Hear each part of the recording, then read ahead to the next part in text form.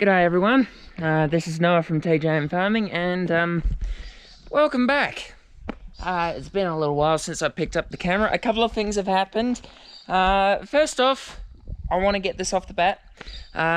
Thank you everyone for 500 subscribers. We are halfway to 1,000, halfway to 1,000 people watching little old me get up to mischief and other stuff on the farm here. So for everyone who's joined us over the past 6 years, thank you. I'm blown away by the fact that I've still been able to, after 6 years, been able to keep going with this little channel of mine. And here's to another 6 more, and hopefully by the time we hit 6 years into the future, we'll have a lot more people following us, but that's beside. Now, a couple of things have happened. First of all, I did do a little bit of filming at the Darren field days this year, but the reason why this isn't a full video and the reason why you haven't seen me at Darren is because we had a little bit of a incident where I may have fainted, like completely just collapsed while attempting to film a great big long video going around the entirety of Darren. So yeah, I only managed to get 5 or 6 minutes of footage for Darren, but if people still want me to upload that, I'll be quite happy to do that. So while I grab some grass and give this to the chooks, we'll do a walk and talk. First of all, Big Blue's still here. Big Blue is still camping outside the shack. It's still up for sale if anyone's interested. We tried asking 110 grand for it earlier on this year. A couple of people bid, but all those offers fell through. So currently Big Blue is still squatting outside the shack. And we're not sure if we're going to be using it for this coming year. There you are, chooks. But it's starting to warm up around here. As you can see that the grass is all green. It's a lot greener than it was last time I filmed around here, which was about June, July-ish. And yeah. And because the tractor jumbo is in the way, the Ford has gotten a little buddy, preventing me from getting into the driver's seat without having a great big spider all over me. On the bright side, this fine specimen right here is keeping the flies at bay. So until we move the tractor, the red Ford's just going to have to stay put.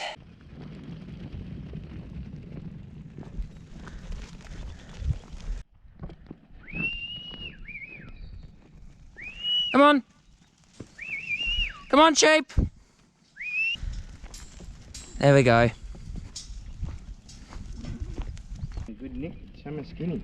Yeah.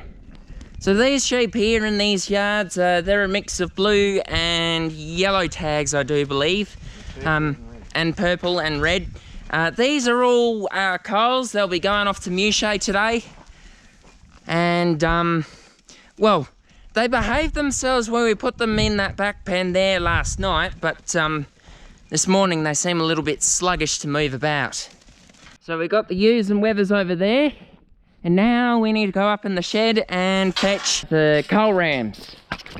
Yeah. Off we go now.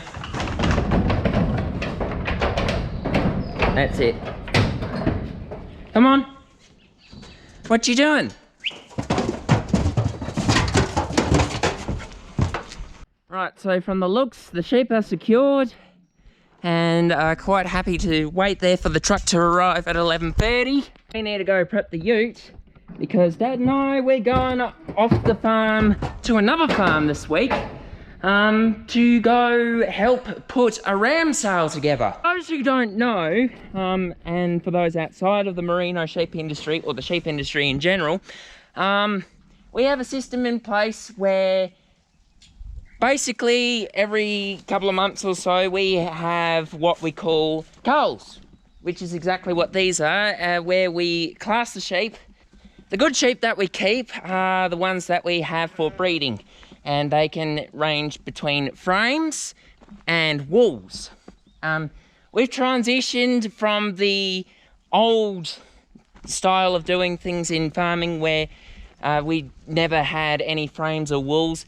Frames are bigger sheep, but don't exactly have as good quality as wool, whereas wool sheep may not be so big in the frame department, but when the fleeces come off, they have a really fine quality, which is exactly what we want, because Australia's wool industry is the best sheep wool industry in the world.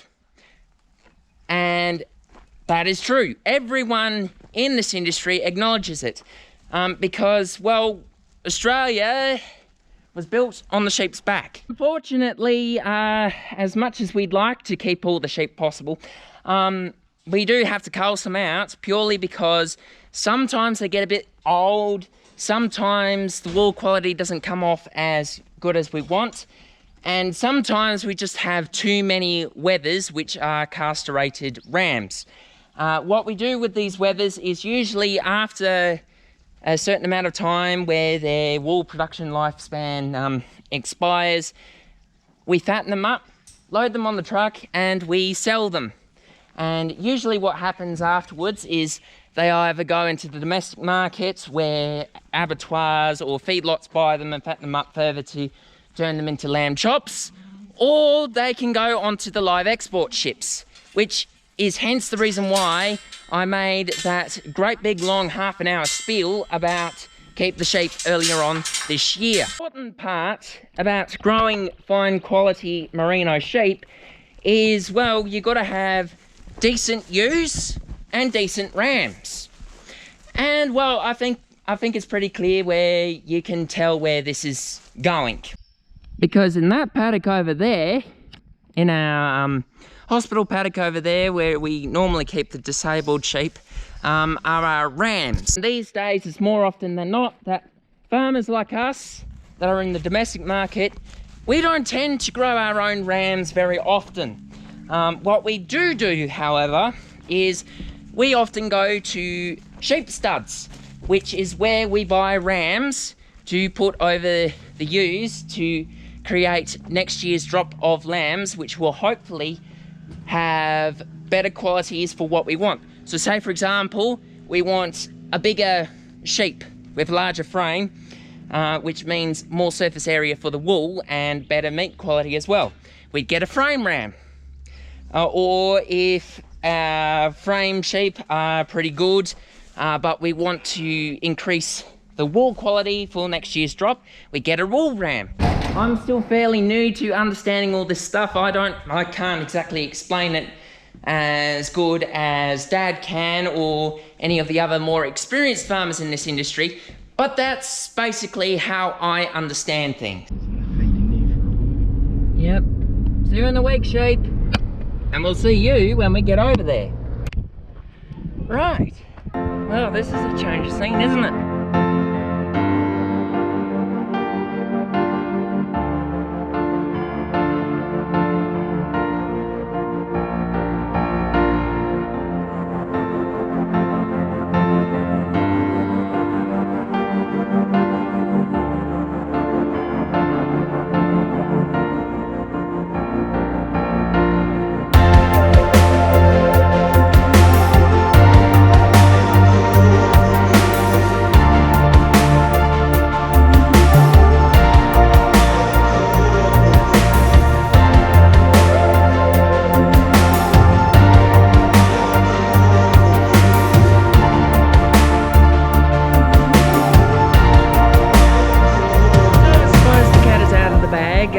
For the past couple of days, Dad and I have been out here in sunny Badgingarra, Western Australia, helping prepare the ram sale for Challara Poll Merino sheep stud, run by Peter. He's busy talking at the moment. Who have been doing these ram sales for about 15 or so years now, and well, if you're wondering how we ended up with rams that, let's say for example, our big frame multi-purpose ram Murray, well, Dad was already working here when last year when we got Murray. And, well, the reason why I didn't film it, I did film it, just didn't put it on YouTube. If you want to go see the last year's stuff, all you need to do is go check out my Facebook and Instagram. But as I was saying earlier, it's important for someone in the domestic market to keep bringing new blood into their sheep. And in the case of Merinos, we'd be coming to studs like Peter here at Challara to buy rams. So you just tell our viewers here, Dad, what rams are we sort of looking for this year at the ram sale? Dual purpose, good quality wool and decent size meat. Positive eye muscle and positive fat. Bright white wool. Well aligned. This is my emergency line.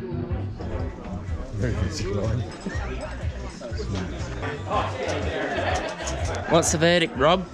I didn't like it.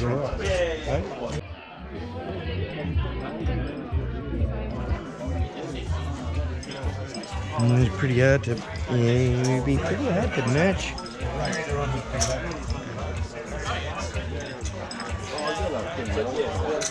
It'd be pretty hard to match blooming 16 though.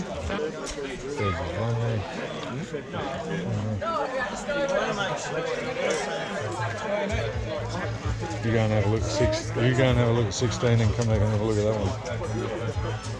What is it? 45. See if I got...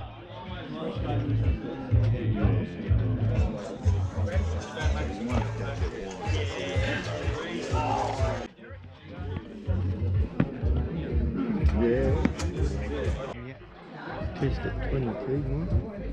Say hello, boys, you're on camera. Of the 83 rams total today, Dad might be looking at 16 and 26. But you come over here, and I'll show you my personal favourite. Is this boy here, number 50. I don't know what it is about him, because, well, some of his stats are missing. But, 50's the friendly sort, aren't you?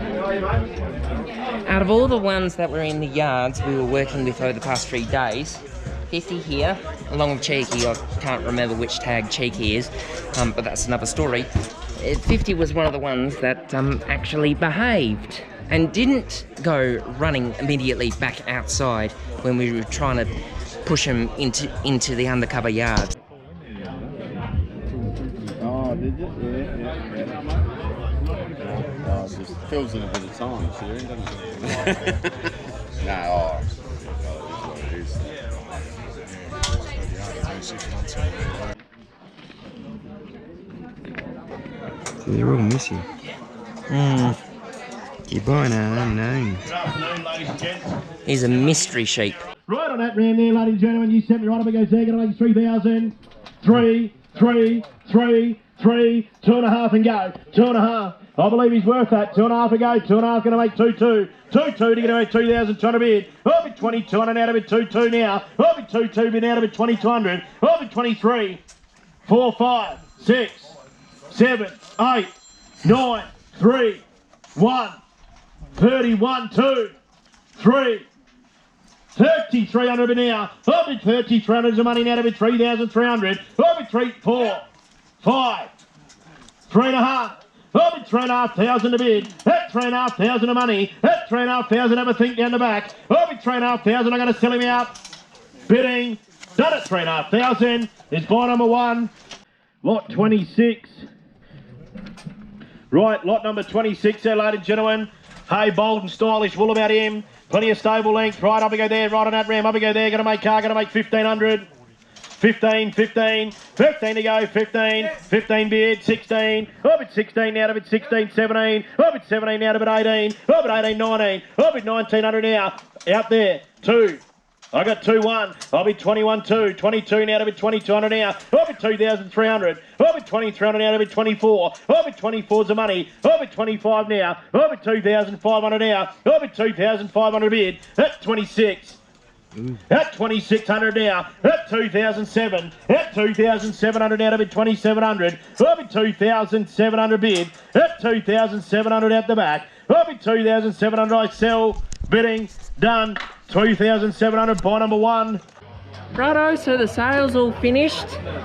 And right here, these two, this one and this one, 16 and 26, they are our new Rams. They're coming home with us. Hello, mate. How you going?